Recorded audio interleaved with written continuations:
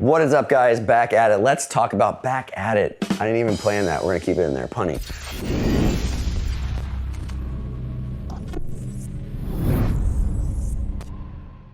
Jay's back training. Let's talk about it. In case you're new here, what am I here for? If I have a gift, I don't know if I have any gifts aside from this beard, thanks parents, is I can make biomechanics hopefully applicable and understandable in the gym.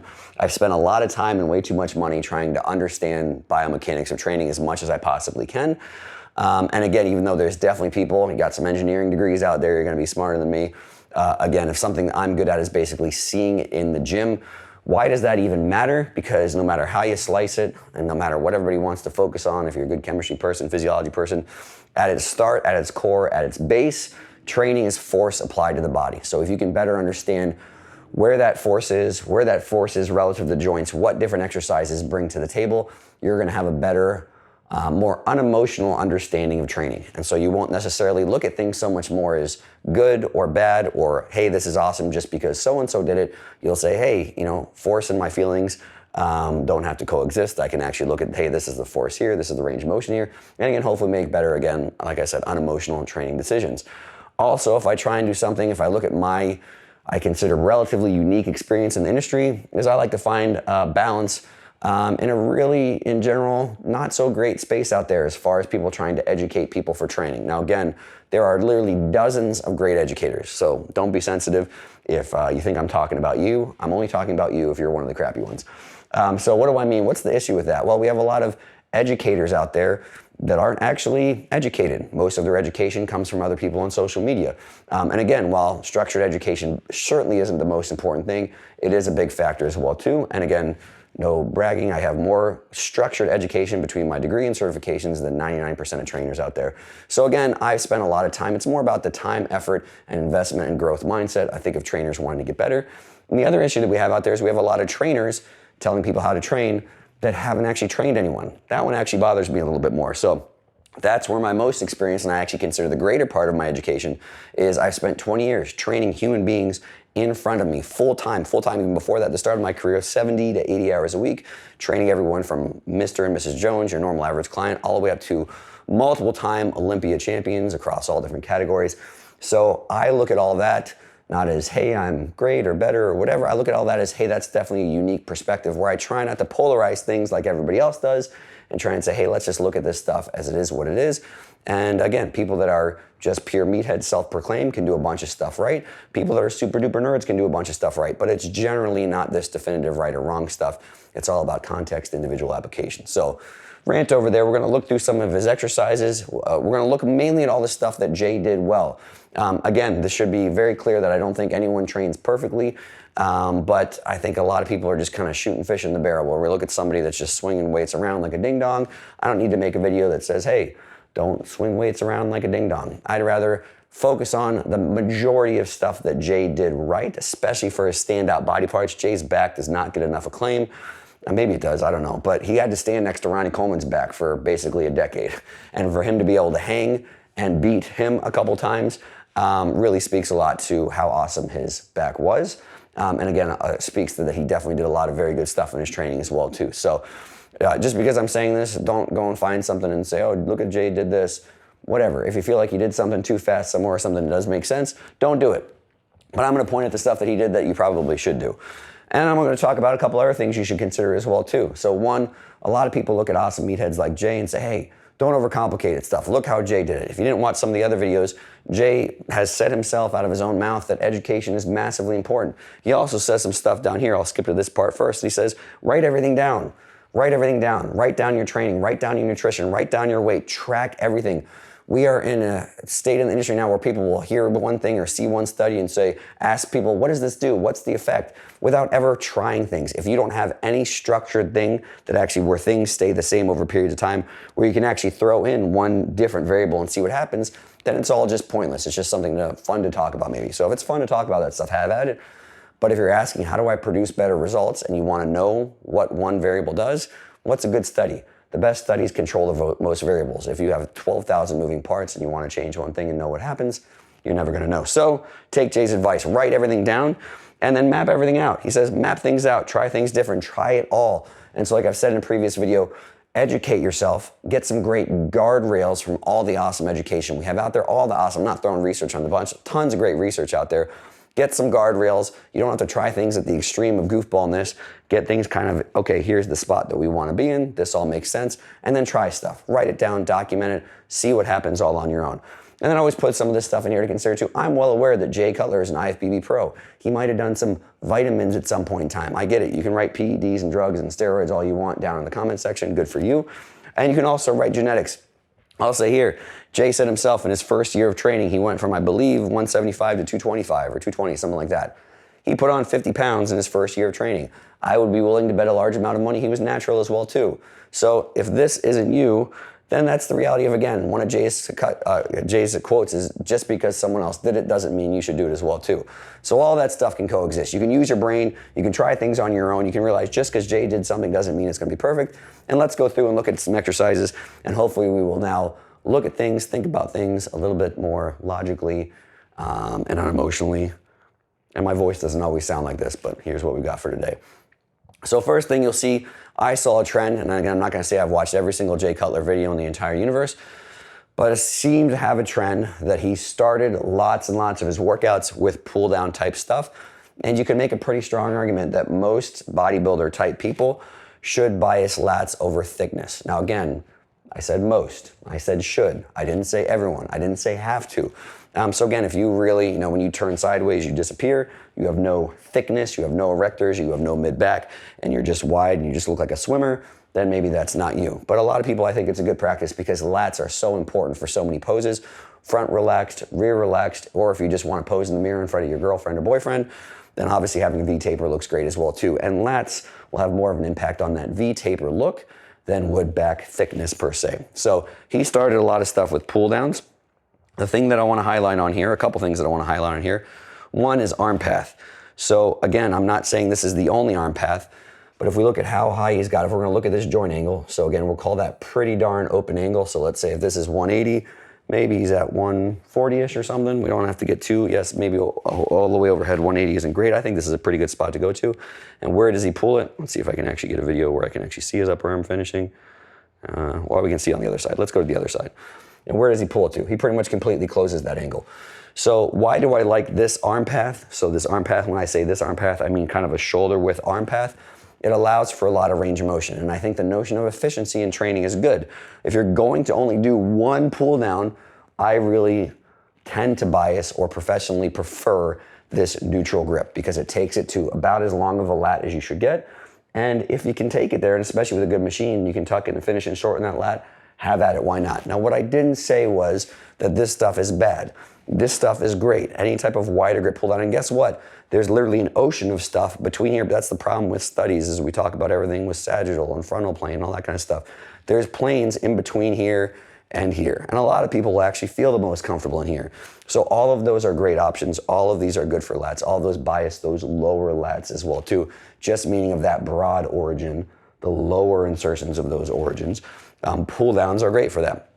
So if you're looking to prioritize something, do something more this grip. And obviously we can just imagine he's not on this pull down thing.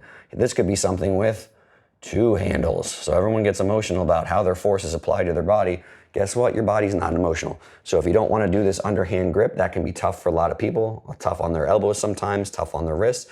You could be in this exact same arm path. If his hand just twisted from this way to this way, there's no way for me to show that. I'm just drawing over top of stuff now.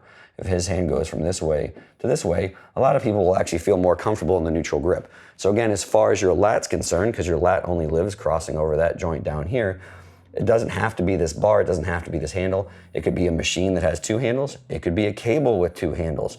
It could be, oh my gosh, this is the one that the internet breaks on the most. Let's see if I can switch this properly. It could be one cable at a time. As far as Jay's lats are concerned, they don't know any difference. And again, there can be some real advantages to machines that maybe get really heavy and go down here. So again, most important part, think arm path. Don't get fixated on the grip. The grip will be the thing that can either allow you to comfortably have that arm path or limit. If Big Giant Jay, I'm not saying he never did this or something either, but if Big Giant Jay tried to do a pull down where he's got in here, what happens to attach his hands from here? First off, just to get into that position, that's a whole lot of internal rotation. Internal rotators, deep stuff, is going to have to work more there, and it's going to make his elbows flare more. So a really close grip would limit his range of motion, his ability to get lats. A really wide grip, again, will also limit range of motion. So not always a bad thing, but again, just something to be aware of. So grip is, again, most important for arm path. Think arm path first, think grip second. And then range of motion, we already talked about where he's at the top. The two things I want to point at here is, one, he is getting, again, a pretty good stretch. This isn't from the side at all. Again, if you haven't seen before, Jay is very inconsiderate. Let's see if I have a better side one. Do I have a side one? There was a little more from the side in the beginning. Yeah, well, we have it. This is the best side view I've got. Thanks for nothing, Jay. But anyway, we kind of see this. So one, as far as the GH joint's concerned, meaning, again, just where that humerus sits on the side of your scapula, up here is probably unnecessary. Lats probably can't do a whole lot here. Somewhere around here is a good spot. Don't get your protractor out. If you really want to stretch your lats, instead of being concerned just about the GH joint, be concerned about the scapula. And you'll see that Jay, at the top of every rep, really lets it out and opens up. So a fully stretched lat is less about this angle and more about taking the scapula, let's erase again, more about taking the scapula from here, to somewhere up here. And again, if we look at a muscle that crosses over that, it's really about the humerus in there. It's not really about the scapula, where the lat attaches or may or may not attach to the scapula. It's about this point up here, and this being the lat. So again, if we look at this distance change in here, that's how much more length you'll get out of the lat. So for me, if I stop here, I've got whatever amount of length change I've had in the lat. Where if I go up here and I look at where the origin is down here, you're just going to have drastically more change from there. Again, from that scapula moving more so than you would from the just GH joint. Next, we're going to look over the bent over row position. So the first thing I want to talk about, which I'm going to talk about the side from here, is in one way, shape, or form, if you want to have thickness in your back, let me pause it, you have to get bent over with a lot of weight. That's what she said? So basically, you'll see the bottom of Jay's rows. He is almost essentially doing like a deadlift, a conventional deadlift. And so this load is being, pulling straight down here, and it's going to impart force on all of the joints that make up his vertebra along here. So Jay does do some deadlift variations. I've seen it in different ones of his videos. I don't think he does a ton from the floor. I'm not saying never. Don't quote me. A lot of them saw just kind of more like something you consider more rack or whatever. And I think I've seen him say, do all the deadlift variations. And so I would say at some point in time in your training, whether it's with a bent over row type thing or a deadlift type thing, I have never seen someone get world-class erectors without being bent over in some way, shape, or form with a lot of weight. So one, when he's doing bent over rows, I'm a fan, if that's the right word, of bent over rows for getting a lot of stimulus on your erectors. I think that's probably some of the most merit from them. From an efficiency standpoint, would maybe like an RDL variation be a little bit better? Probably, but again, from a realistic standpoint, just have both of those in there at some point in time. I like here too, if I'm doing a bent over row, or I'm prescribing a bent over row for somebody, or I have a client that likes doing bent over rows, I like this type of arm path that Jay has. This is not much of a position for lats in here. If you look at how much his elbow is flaring, this is a great position for stimulating everything across his upper back, and obviously a lot of rear delts as well too. The lat, if it contracted, would pull everything. This way. You can still, of course, get a little bit of those most upper lat fibers involved. I'm not saying they're not working at all, especially with someone as large as Jay. They're probably more involved than the average person because it actually does change a little bit with your size and structure. But this is not much of a lat exercise. This is much more of an upper back exercise. And like I said, this arm path is great for upper back. So he's getting a lot of rear delt, and his scapula move, which they move a lot, you're going to get a lot of basically everything in between your shoulder blades as well too. I also prefer a more bent over position for upper back as well too. So this is my preferred position. There's a voice cracking again. Super cool. I'm not going through puberty. I was yelling at Little League, for anyone that's wondering why my voice is cracking. If we look at where this line of force goes through, the more upright you are, the more upper back stuff is going to be stimulus. I know a lot of people will prescribe being completely bent over, and that makes a teeny bit more sense if you're doing it as a lat exercise.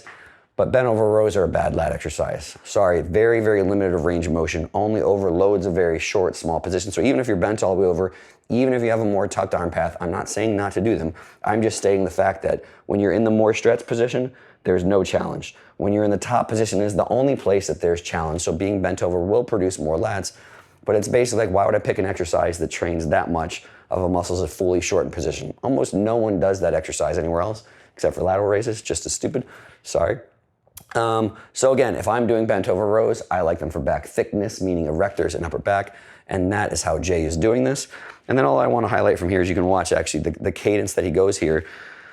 And Jay has a little bit of a faster cadence, which I'll talk about in other videos, but it's always still controlled. And look at this little kind of catch and pause at the bottom. So you can kind of see at every single rep, he's got this little catch and pause. He really slows it down at the bottom and actually kind of pauses and then lowers another 6 inches, pauses and lowers another 6 inches. Let's watch it from the front as well too, if we didn't already. And so again, I'm not getting fixated on that exact practice, saying that you have to do that, but he's really decelerating it into that bottom position. You know, he's pretty quick on the way down, which is fine, but then he really essentially owns the weight down there too. So there's a second basically where the weight's almost completely still in that bottom position, meaning he's holding it with musculature. He's not holding it or bouncing it with momentum. So if you're gonna do a bent over row as well too, I say you don't wanna just have swinging motion the whole time. You really wanna basically kill it at the bottom, pause, and then move into a row from there, which Jay does pretty darn well. Now, I'll say the last thing I'm gonna cover, so Jay does a ton of back stuff. So I didn't wanna just watch the same videos over and over and over. He does lots of pull downs, he does lots of rows, he does lots of chest supported rows as well too. So as much as I think a bent over row and deadlift variations can be awesome for thickness and erector stuff, sometimes the erectors can be the limiting factor for how much upper back stimulus you get. So from a normal person standpoint where you can do more than one exercise, I always would recommend doing lots of chest supported row stuff as well too. Or at least if you're doing some, do both. Maybe a bent over row or a deadlift variation, something where the erectors are challenged, but then also something with the chest support. What's the point of that? Should be relatively obvious. You're taking away hips and you're taking away erectors from being potential limiting factors, and you're just having the challenge on the upper back. And I wanted to show this variation just because I thought this was a kind of cool variation, where Jay is doing this over the top of an incline machine. And what's the merit of this? Well, one, he gets all the benefit that I spoke about. He's using the bench to stabilize. You'll see how still his spine is the whole time. It's great.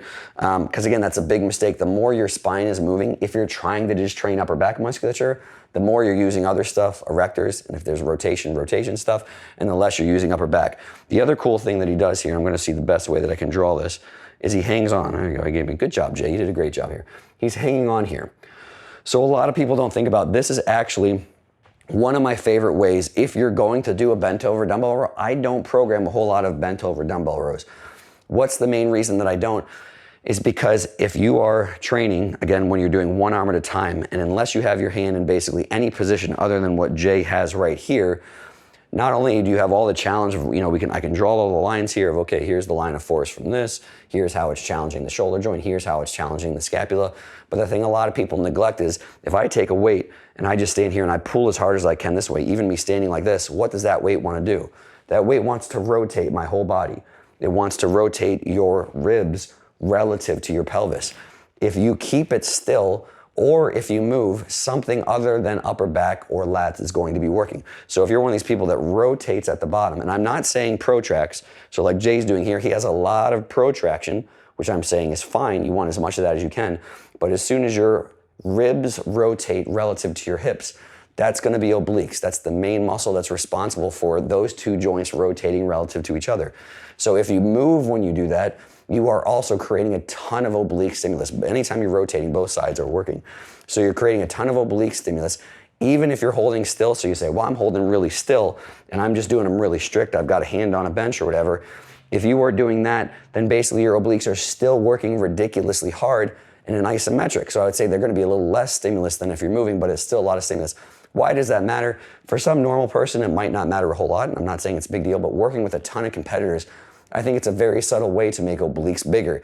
In general, that's one of the only body parts physique competitors don't want to make bigger, because literally your external obliques particularly are the thing that determine basically the width of this part of your body right above your pelvis, right above your iliac crest there. And if they get bigger, they can actually make your waist look wider. Now again, I'm not saying anyone that does it's gonna get huge overnight, but in my opinion, professional opinion, it's this sneaky thing that can actually make people's obliques bigger. Saying, I've never trained them, why are they getting bigger? This could be one of the reasons. So all that being said, if he's got this weight pulling down here and wants to rotate his whole body, as long as he's pulling here, however hard this weight is pulling, I don't need a scale, that's how hard he's pulling in this direction. So he's basically offsetting. That's why if you do 2 dumbbells at a time, in my opinion, would be a much better option, because they offset each other. If I do bent over dumbbell rows like this, I'm not fighting any rotation component because it's balanced. So if this is pulling 80 pounds this way and he's pulling 80 pounds, obviously that way, against the bench, they offset each other. So anyway, not sure if Jay thought about that much stuff or he just thought it was a cool exercise or it felt more back, it felt like less obliques, whatever it is. But in my opinion, if you're gonna do bent over row stuff, this is an excellent way, you're gonna do dumbbell row stuff, this is an excellent way to do it. And like I said, if you really look at where his spine is, not moving a whole lot, just a ton of shoulder blade motion. And there we go. And that's a necessity. With your J, you're training back, but then you're just like, holy crap, look how awesome my arms look. You just gotta do that every once in a while as well too. So, quick review of Jay Cutler's back training. And again, things that you should take away from that. Do lots of pull downs if you want bigger lats. I say prioritize that arm path that we showed. Do lots of stuff where you are in a bent over position if you want a lot of thickness, particularly through your erectors. And if you want your upper back as big as possible, there goes puberty again. I'm gonna be a man after this video is over. Once you, if you do a lot of bent over, do a bunch of chest supported row stuff as well too, if you want as much upper back stimulus as possible. And like we had some little notions in there as well too, take some of those concepts, apply them to your own training. You don't have to do exactly the same things as Jay, because obviously you don't have the same genetics. And like I said in the beginning as well there too, write things down, track things, test a lot of things, and actually when you implement things, see if you actually have some sort of positive outcome from them. Anyway, good talk. We'll finish here. This is the last pro tip here. Grow out that Jay luscious blonde flowing locks. Jay, bring it back, man. We all miss it. And that might be a secret to anabolism that we don't have these days. Till the next one, guys. After watching my content, have you ever thought to yourself, man, I like how Joe went to school for this, has more formal education than 99% of other coaches, with over 20 years and 20,000 hours experience training clients in person, how he's managed training departments for several companies and helped develop literally thousands of trainers, as well as the fact that he's won 2 overall bodybuilding titles, competed at the national level, and has trained everyone from clients in their 90s all the way up to Mr. and Miss Olympia. And then you're all like, dang, I wish I had Joe's brain, and not in a creepy way, like in a jar on your mantle, but maybe just in your pocket to reference, maybe occasionally gently stroke and pet, and to help guide your gains when in the gym. Well, my friend, you are in luck. My app is essentially just that, my hypertrophy brain right in your pocket at your fingertips, packed with over 25 full programs tailored to every level and goal, the ability to create your own programs, logbook and track your progress, and a diet builder that generates and adjusts custom macros, as well as allows you to track your food and meals. It also has hundreds of hours of educational content and one-on-one support in the forums where you can get custom audio replies from myself and my coaches, and literally so much more. Best of all, you can try all it has to offer risk-free for 7 days. Click the link in the description down below and let the brain and physique gains begin.